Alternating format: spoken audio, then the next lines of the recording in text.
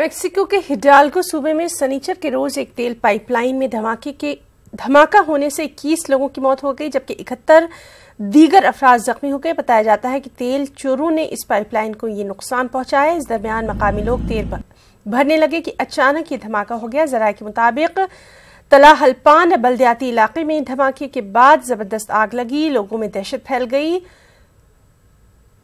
Mexican governor ने tweet करके इस वाक़े को मेक्सिको की तारीख का भयानक वाक़या करार दिया।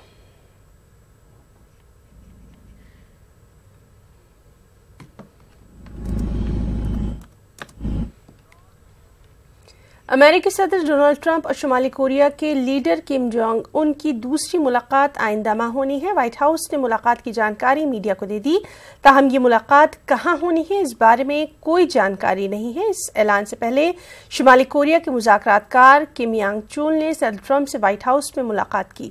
जनरल किम यांग चोल एक साबिक इंटेलिजेंस ऑफिसर हैं। उन्हें किम जोंग उनका दस्ते रास्त भी कहा जाता है। पिछले साल जून में सिंगापुर में पहली तारीखी मीटिंग हुई थी। सिंगापुर में हुई दोनों लीडरों की बातचीत पर कोई खास पेशरफ्त नहीं हो पाई थी।